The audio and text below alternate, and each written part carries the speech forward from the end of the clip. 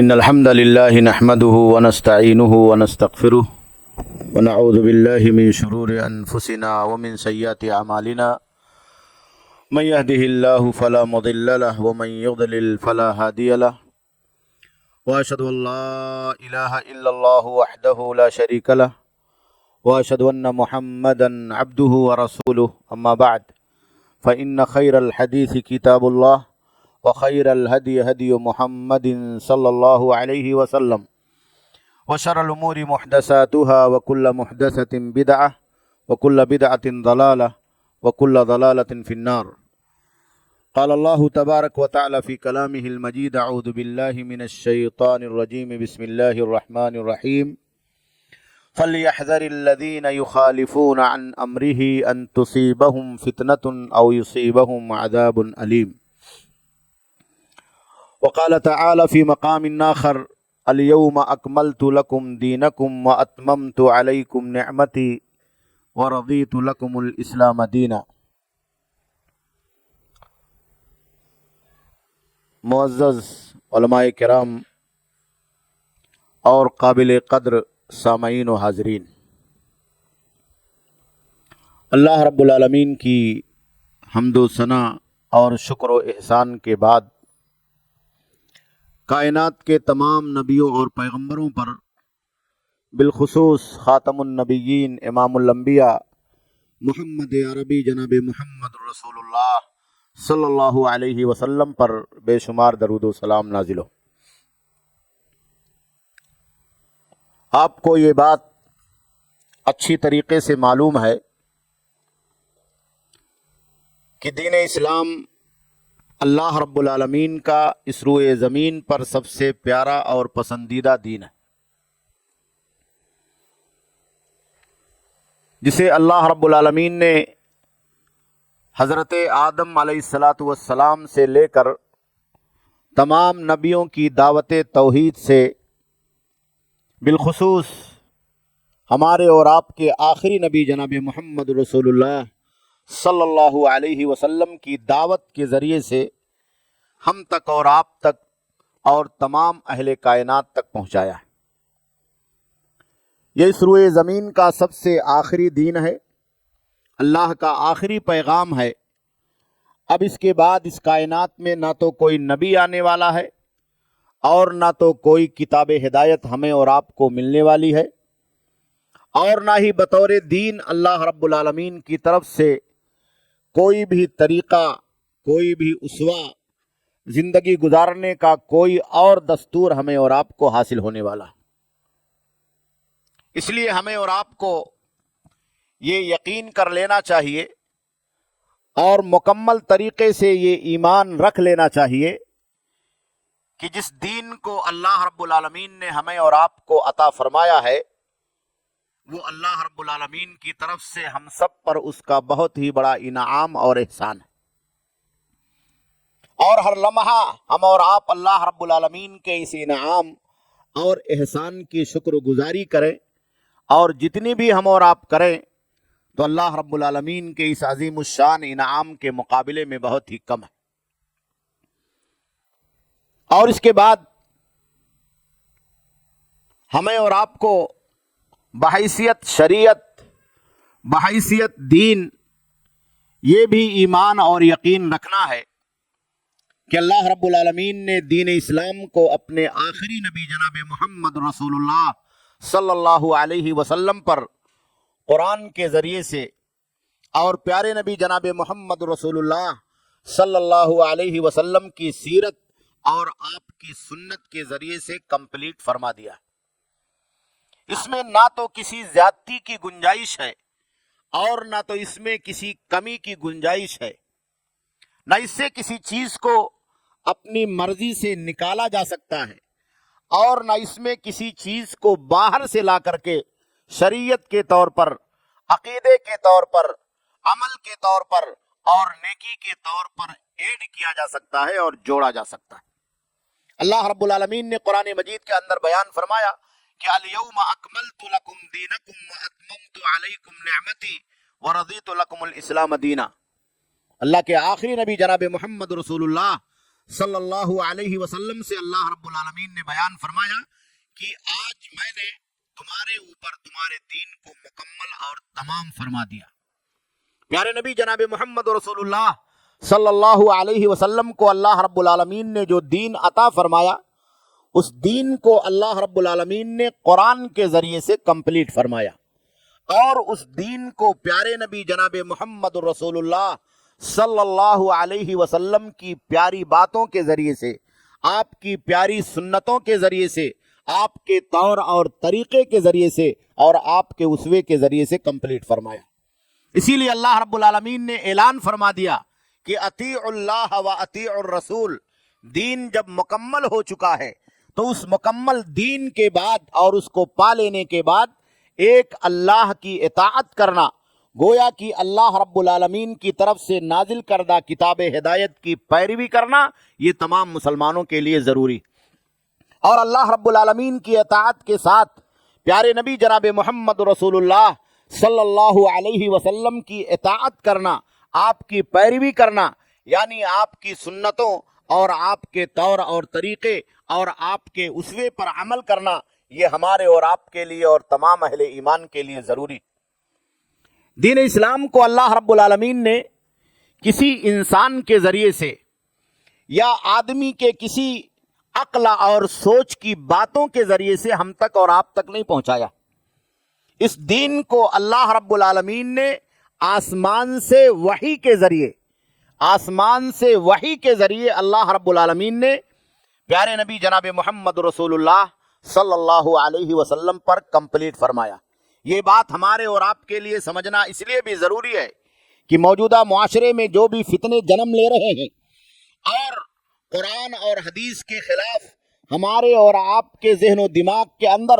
جس طریقے سے انحرافات پیدا کرنے کی اور شکوک و شبہات ڈالنے کی کوشش کی جا رہی ہے، اس کا مصدر اور اس کا مرجع یہی ہے کہ لوگوں نے یہ سمجھ لیا ہے کہ یہ دین اللہ کی طرف سے نہیں ہے، یہ دین اللہ کی طرف سے وحی کے ذریعے سے نازل کردہ نہیں ہے، بلکہ ہماری اور آپ کی سوچ، انسانوں کی سوچ، ہمارے علماء کی سوچ، ہمارے بزرگوں کی سوچ، ہمارے بڑے لوگوں کی سوچ اور ان کے افکار اور ان کے ذہن کے اندر پیدا ہونے والے ان تمام احکام اور معاملات کے سلسلے میں ان کے فیصلوں کا نتیجہ ہے جو ہمیں اور آپ کو دنیا کے اندر حاصل ہو رہا ہے۔ اور یہی سب سے بڑی اس کائنات کے اندر گمراہی ہے،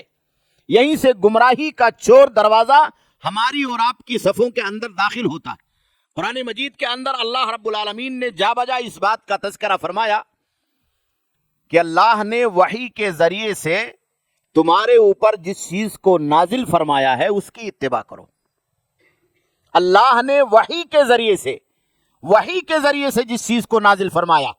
یہ وحی اس بات کی ضمانت ہے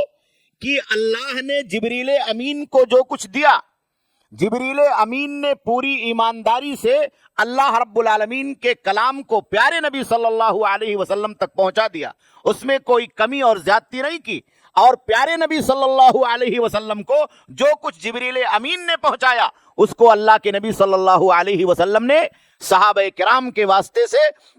اور امت کے اس گروہ مقدس کے واسطے سے پوری امت تک، ہم تک اور آپ تک پہنچا دیا۔ اسی لیے اللہ رب العالمین نے جہاں تبلیغ کا، جہاں دعوت کا قرآن مجید کے اندر تذکرہ فرمایا، وہاں اللہ رب العالمین نے یہ بھی ذکر فرمایا کہ یا ایھا الرسول بلغ ما انزل الیک من ربک، کہ اے رسول آپ اس چیز کو پہنچا دیجئے جو آپ کے پاس اللہ کی طرف سے وحی کی شکل میں نازل کیا گیا۔ اپنی طرف سے اللہ کے نبی صلی اللہ علیہ وسلم کو کچھ پہنچانے کا حکم نہیں دیا گیا، اپنی طبیعت، اپنی عقل، اپنی سوچ اور فکر اور اپنی باتوں کو لوگوں تک پہنچانے کا اللہ رب العالمین نے اپنے پیارے نبی جناب محمد رسول اللہ صلی اللہ علیہ وسلم کو حکم نہیں دیا، بلکہ وحی کی جو باتیں تھیں، وحی کے ذریعے سے اللہ رب العالمین نے جو کچھ نازل فرمایا تھا اس کی تبلیغ کا حکم فرمایا۔ تو قرآن یہ اللہ رب العالمین کی طرف سے وحی ہے، اس کی تبلیغ کرنا، اس کو پہنچانا، اس کو سمجھنا، اس کے ذریعے سے ہدایت حاصل کرنا، اس کی رہنمائی میں اپنی زندگی گزارنا، اور دنیا کے جتنے مسائل ہیں ہمارے اور آپ کے پاس، چاہے وہ عقیدے کا مسئلہ ہو، چاہے وہ عبادات کا مسئلہ ہو، چاہے وہ ہماری اور آپ کی زندگی کے معاملات اور اخلاق کا مسئلہ ہو، ان تمام چیزوں کو قرآن کی طرف لوٹانا ہے۔ اور اس کے بعد اللہ رب العالمین نے پیارے نبی جناب محمد رسول اللہ صلی اللہ علیہ وسلم کی اطاعت کا حکم فرمایا۔ اللہ کے نبی صلی اللہ علیہ وسلم کو اللہ رب العالمین نے اس دنیا کے اندر بندوں اور اپنے درمیان پیغامبر بنا کر کے بھیجا تھا۔ اللہ نے اپنا پیغام پہنچانے والا، اپنی باتوں کو پہنچانے والا، اپنے کلام کو پہنچانے والا بھیجا تھا۔ اور جس کتاب کو اللہ رب العالمین نے قرآن کی شکل میں اس روئے زمین پر اللہ کے بندوں تک پہنچایا اور نازل فرمایا تھا،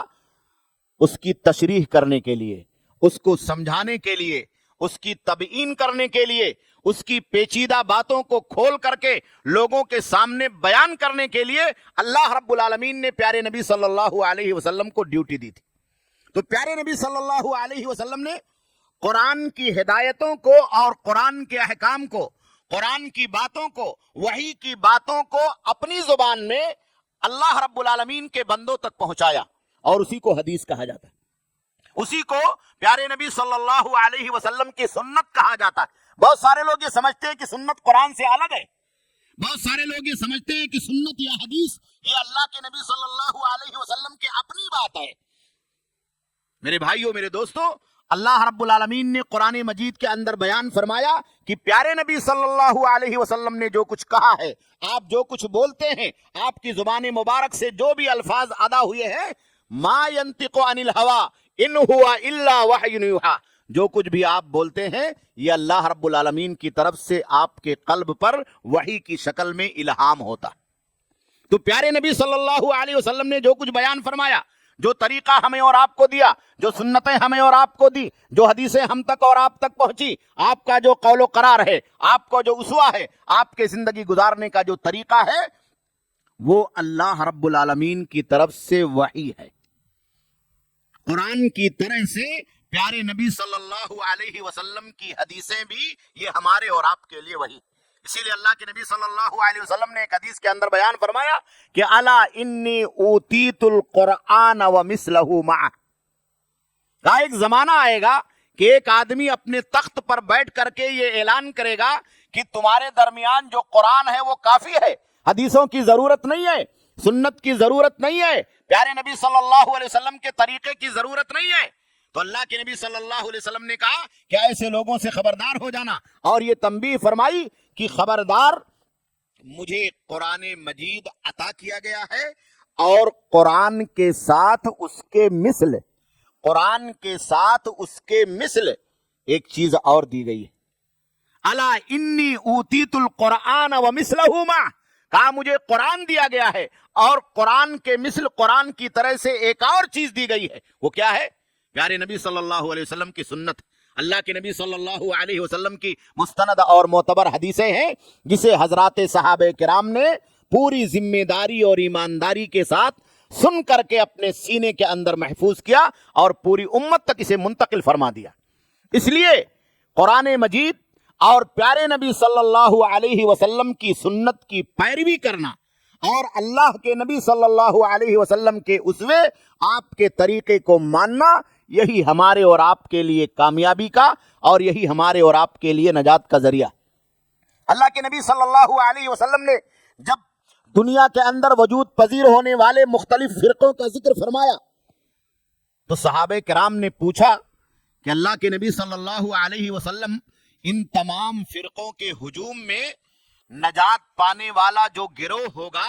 کامیاب ہونے والا جو گروہ ہوگا، اس کی نشانی کیا ہوگی؟ تو اللہ کے نبی صلی اللہ علیہ وسلم نے ایک بات اور بیان فرمائی کہ ما انا علیہ اليوم واصحابی، کہ یہ گروہ اس طریقے پر ہوگا جس پر آج میں چل رہا ہوں، جس پر آج میں چل رہا ہوں۔ وہ میں چل رہا ہوں والا طریقہ کیا ہے؟ وحی کا طریقہ ہے، وہ عقل کا طریقہ نہیں ہے، وہ لوگوں کی سوچ کا طریقہ نہیں ہے، ہماری اور آپ کی رائےوں کا طریقہ نہیں ہے، ہماری اور آپ کی باتوں کا طریقہ نہیں ہے، وہ بزرگوں کا دین نہیں ہے، وہ علماء کا دین نہیں ہے، وہ اللہ کی طرف سے نازل کردہ قرآن کی شکل میں اور پیارے نبی جناب محمد رسول اللہ صلی اللہ علیہ وسلم کی سنت کی شکل میں ہم تک پہنچا ہوا صحابہ کرام کے واسطے سے دین ہے۔ ما انا علیہ الیوم واصحابی، اسی لیے اللہ کے نبی صلی اللہ علیہ وسلم نے کہا جس پر آج میں ہوں اور میرے صحابہ